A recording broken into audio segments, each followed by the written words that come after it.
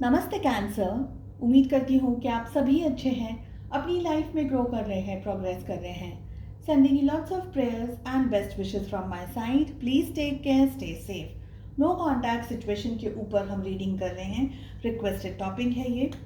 साथ ही जून 2023 कैसा रहेगा ऑल ज़ोडिएक साइंस के लिए मैंने रीडिंग अपलोड कर दी है। फर्स्ट से लेकर के 15 ऑफ जून कैसा रहेगा, वेट और मूव ऑन, इन सारे टॉपिक्स पे रीडिंग आपको चैनल के वीडियो के सेक्शन में एंड प्लेलिस्ट में मिल जाएगी। अगर आप नए हैं चैनल पे तो मैं आपको बता दूं कि हर एक ज़ोडिएक साइन के लिए डिफरेंट टॉपिक्स पे हम रीडिंग करते हैं। Monthly readings, half month readings, यानी कि 15 डेज रीडिंग, और बहुत सारे इंटरेस्टिंग टॉपिक्स भी आपको चैनल की प्लेलिस्ट में मिलेंगे। अगर पेड टारो रीडिंग्स के अंदर इंटरेस्ट रखते हैं तो डिस्क्रिप्शन के अंदर मेरा व्हाट्सएप नंबर अवेलेबल है। चलिए, टाइमलेस रहेगी ये रीडिंग। कैंसर, कर्क राशि, in sun moon rising and in Venus. 8 questions को मैंने यहाँ पर प्लेस किया है आपको ज़्यादा क्लैरिटी देने के लिए। फर्स्ट क्वेश्चन है हमारा, आपके जो पार्टनर हैं, आपके जो पर्सन हैं, जिनको भी आप रोमांटिकली देखते हैं या जिनके साथ इस समय आप नो कॉन्टैक्ट सिचुएशन के अंदर हैं, क्या है उनके ख्याल, उनके थॉट्स क्या हैं, उनके दिल में क्या है,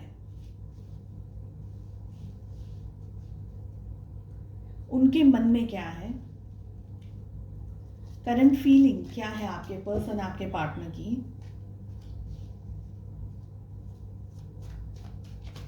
साथ ही मैं आपको बता दूं कि अपने फेसबुक पे मैंने रील्स अपलोड की है, current feelings for all zodiac sign.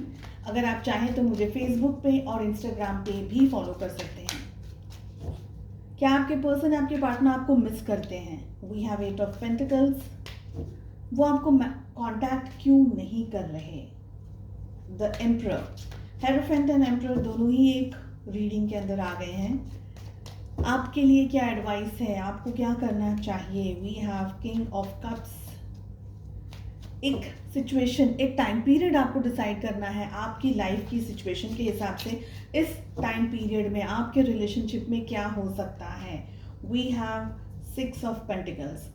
सो आपके पार्टनर, उनके क्या चल रहे हैं विचार, ख्याल क्या चल रहे हैं आपको लेकर के? द हेरोफेंट की एनर्जी आ रही है। ज़ोडिएक साइंस की मैं अगर बात करूं, हमारे पास में 1 2 3 4 वी हैव 4 मेजर आर्कानास, यानी कि 12 की 12 ज़ोडिएक साइन ऑलरेडी आ गई है।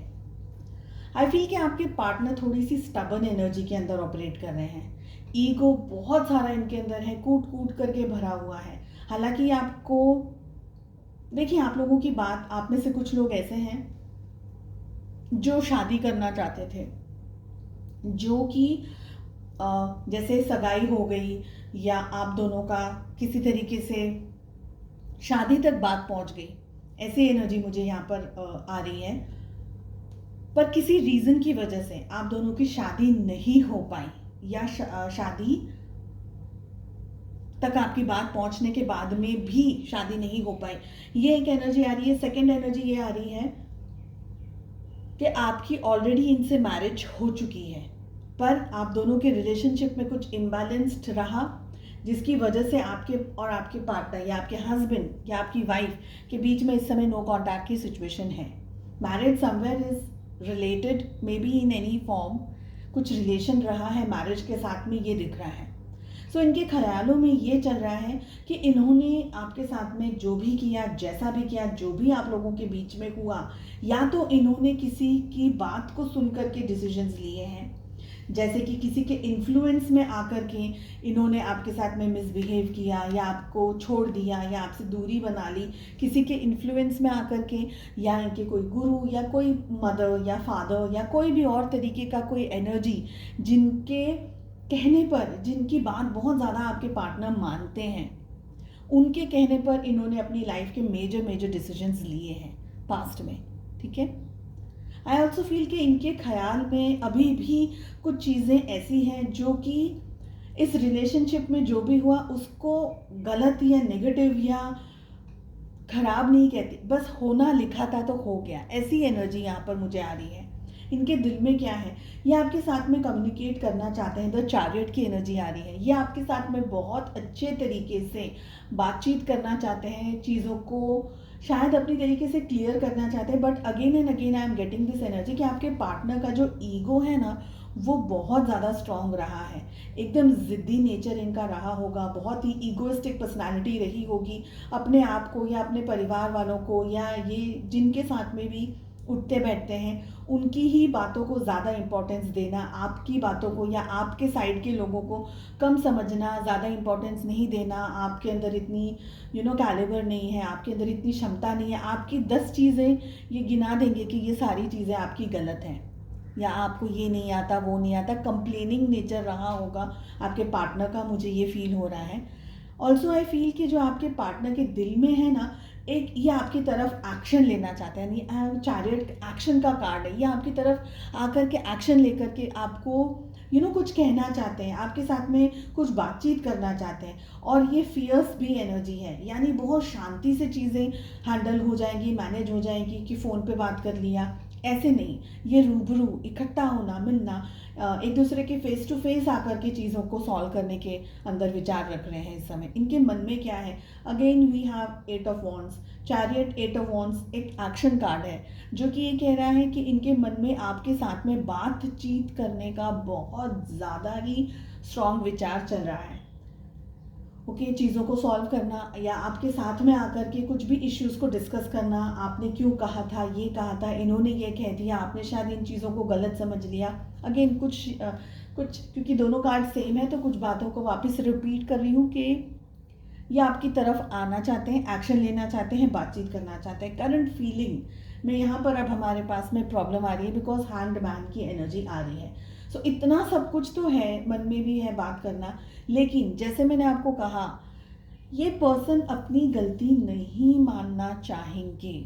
ये मेल हो, ये फीमेल हो, इनकी जिद, इनका ईगो, इनका घमंड और वो जो आदत, मैं वो, मेरा ये अच्छा, मेरे पेरेंट्स अच्छे हैं, मेरी जॉब अच्छी है या मेरा नेचर ऐसा है, मैं वो हूँ, मैं वो जो मैं वाला तोता होता है ना, बस ये वो मैं वाला तोता है। यहाँ पर मुझे एनर्जी फील हो रही है। इनको इनकी गलती नहीं दिख रही है, इनको इनकी कोई मिस्टेक कभी दिखी ही नहीं है। ये सबसे ज़्यादा है ना, जैसे डिस्टॉर्टेड एनर्जी कैसे होते हैं, डिस्टॉर्टेड अगर मेल है तो मैस्कुलिन एनर्जी और अगर फीमेल है तो फेमिनाइन एनर्जी। ठीक है, कंफ्यूज्ड क्या है, किस रीज़न की वजह से करंट फीलिंग में हैंडमैन आ रहा है। इनको खुद को नहीं पता चल रहा है कि इनके दिल में चल क्या रहा है और इनको आपसे बात क्यों करनी है। आपकी तरफ इन्होंने, मुझे लगता है आप में से बहुत सारे लोग इस चीज़ पे, इस बात पे एग्री करेंगे। प्लीज़ कमेंट करके ज़रूर बताइएगा। इन्होंने ना आपको बहुत ही मैनिपुलेटिव रखा जब भी आप लोग रिश्ते में थे, कैलकुलेटिव बहुत ज़्यादा रखा, आपको हमेशा दौड़ाया इन द सेंस कि कभी अपने शब्दों से, कभी अपनी बातों से, कभी आपको ये कह दिया कि यहाँ पर मुझे आकर के मिलो तो आप भाग रहे हो, कभी आपको कह रहे हैं रात को इतने बजे कि मुझे ये खाना है, मुझे वो चाहिए। इनकी डिमांड्स बहुत रही हैं और आप दौड़ के भाग करके इनकी हर छोटी बड़ी चीज़ को, इनको सबसे ज़्यादा आपने प्रायोरिटी दी, इनको आपने सबसे ज़्यादा, जैसे कहते हैं ना, सर आँखों पर बिठा करके रखा। तो ये उस किस्म की एनर्जी यहाँ पर मुझे फील हो रही है। अगर आपके साथ में मैच करती है वेल इनफ, नहीं अगर सपोज मैच करती है तो please don't panic, negative comment मत करिएगा। एनर्जी अगर पिक हो रही है तो ये किसी ना किसी के लिए है और ये बहुत स्ट्रांगली मुझे फील हो रहा है, इसलिए मैं कह रही हूँ। सो इनको कन्फ्यूजन है इस बात का कि इनके जो विचार है ना, इसमें क्या चल रहा है, इनके दिल दिमाग में ये क्यों, और ये क्यों आपके साथ बात करना चाहते हैं। पर फीलिंग्स में आ रहा है द हैंगमैन, तो ये आपकी तरफ एक्शन लेना चाहते हैं, लेकिन खुद को भी कन्फ्यूजन है कि क्यों बात करनी है जब दिल में या सिचुएशन के अंदर और चीज़ें कुछ नॉर्मलाइज नहीं है या इनके दिल दिमाग में कुछ और चल रहा है। तो ये आपसे बात क्यों करना चाहते हैं, इनको भी खुद को कन्फ्यूजन है, but somewhere they want to take action. ठीक है, डू दे मिस यू, क्या ये आपको मिस करते हैं somewhere? Yes, it's not a no card because we have 8 of pentacles. ठीक है, 8 of pentacles is a card जो कि ये कहता है कि ये इस रिश्ते पर काम करने के बारे में सोच रहे हैं, इनके विचारों में ऐसा है। ओके, एक और एनर्जी यहाँ पर ये आ रही है कि आपका इनकी ज़िंदगी से दूर चले जाना या अलग हो जाना, इनकी लाइफ में थोड़ा इम्बैलेंस क्रिएट हो गया उसकी वजह से। स्पेशली उन लोगों के लिए बोल रही हूँ जो कि एक मैरिड कपल रहे हैं या मैरिज अभी भी है आपकी, लेकिन आप लोग समवेयर अलग अलग रहते हैं, 2 अलग अलग सिटीज़ या शहरों में, एंड कुछ महीनों से आप लोग नो कॉन्टैक्ट के अंदर भी हैं। तो इनका आपकी ज़िंदगी से आना और आपकी ज़िंदगी से चले जाना एक अलग ही एनर्जी और एक अलग ही फीलिंग है, जिसका ये पर्सन को खुद को समझनी है कि क्यों ऐसा है, क्यों नहीं है। आप जब तक इनकी लाइफ में थे, इनकी ज़िंदगी बहुत आसान थी, इनकी ज़िंदगी में बहुत सारी चीज़ें आपके भरोसे पर चलती थी या आपकी वजह से चलती थी, या शायद आप इनके घर में बहुत मतलब अपने खुद के घर में आपने बहुत मेहनत की, आपने इनको संभाला, इनके परिवार को संभाला और बहुत सारी चीज़ें आपने इनके लिए की, हर छोटे बड़े सैक्रिफाइसेस आपने इनके लिए किए। तो अब ये पर्सन को वो सारी चीज़ें याद आती है, मगर अगेन बहुत स्ट्रॉन्गली ईगो है। ये आपके रूबरू आकर के ये नहीं कहेंगे कि इनसे गलती हुई है या इनसे मिस्टेक हुई है। ये घुमा फिरा करके चीज़ों को या शब्दों को यूज़ ज़रूर कर सकते हैं आपके पार्टनर, मगर आई एम सॉरी बहुत मुश्किल से इनके मुंह से या लफ्ज़ों से निकलेगा। Next we have why are they not calling, क्यों आपको अप्रोच नहीं कर रहे हैं। द एम्परर की एनर्जी है। देखिए एक ही रीडिंग में हेरोफेंट टेम्परर और हैंग्ड की एनर्जी आ जाना, यानी कितना हद तक इम्बैलेंस्ड हो सकता है कोई इंसान, ये बता रहा है ये कार्ड मुझे। एम्परर एक ऐसी एनर्जी है, एक ऐसा पर्सन है, जैसे ही मैंने आपको पहले कहा था, वापस से वही शब्द रिपीट करूंगी कि इनका ईगो, इनका घमंड टूटे नहीं टूटा, चाहे कुछ भी हो जाए। आई एम सॉरी, मुझसे गलती हो गई, मुझे माफ़ कर दो, ये शब्द सबसे ज़्यादा भारी है। इनका नेचर, इनका स्वभाव ऐसा है कि ये दुनिया पे सब जगह जाकर के फतेह कर ले, जीत जाए, ये कर ले, वो कर ले, हर नामुमकिन काम को मुमकिन कर दे। इतनी शक्ति, इतना कैलिबर होने के बावजूद भी लोग बहुत ज़्यादा इन्फ्लुएंस्ड हो सकते हैं आपके पार्टनर से, ये सोच करके कि वाह ये कितना अच्छा इनका नेचर है, इनका स्वभाव कितना अच्छा है, लेकिन आप ही को पता है कि वो रियलिटी क्या है। सो डबल साइडेड एनर्जी भी है यहाँ पर, और बहुत ज़्यादा हैवी और डिस्ट्रॉटेड एनर्जीज मुझे फील हो रही है। डिस्ट्रॉटेड यानी imbalanced energy. Bossy kind of nature कैसा होता है, जो लोग ये पर्सन अगर आपके साथ रहते हैं या जब भी आप लोगों का रिलेशनशिप रहा, थे आप लोग साथ में, आपको बहुत ज़्यादा थकान फील होने लगी होगी। कभी आप इस बात को सोचिएगा, आप बहुत ज़्यादा ड्रेन फील होने लगे, मेंटली आपको ऐसा लगा ओ बाप रे मेरे सर पे पता नहीं 50 किलो का पत्थर रख दिया है मेरे सर पे, ऐसा आपको फील होता होगा। दिल में, आपके दिमाग में इतनी टेंशन, उथल पुथल लगी रहती होगी कि मैं अब क्या करूँ। चाहे आपने ये वाली एनर्जी आ रही है, लेकिन एग्जाम्पल मेरे पास में इससे अच्छा कुछ है नहीं, तो मैं एग्जाम्पल बता रही हूँ खाली। चाहे आपने नमक अच्छे से डाला या नहीं डाला, या कभी कम डाल दिया, ये सोच कर के भाई हेल्थ भी मेंटेन करनी है, बीपी का भी कोई इशू ना हो, तो ये गुस्सा हो जाएंगे क्यों आज नमक कम था। और नेक्स्ट डे अगर आपने सोचा कि चलो आज थोड़ा सा ज़्यादा डालते हैं क्योंकि कल कम था, तो फिर गुस्सा हो जाएंगे क्योंकि आज नमक ज़्यादा। यानी ज़रूरी नहीं है कि बात में कोई तथ्य रहा हो, मगर गुस्सा, एंगर, इरिटेशन, फ्रस्ट्रेशन, आपको प्रेशराइज करना, आपको दबाना, आपके सर पर चढ़ जाना, आपको एक तरीके से मेंटली आपको टॉर्चर रहा होगा ये रिलेशनशिप। आपको सांस लेने में भी, आप जब इनसे थोड़ा सा दूर या अपना अकेला कोई टाइम आप थोड़ा दिन में निकाले होंगे, तो आपको ऐसा लगा होगा अब this is the moment where I am breathing. तब तक ऐसा लगता होगा कि अब मैं पता नहीं क्या गलती आपकी पिन पॉइंट हो जाए, किस तरीके से आपको ब्लेम कर दिया जाए, किस तरीके से आपको बता दिया जाए कि ये करना है, वो करना है, ऐसे करो वैसे करो।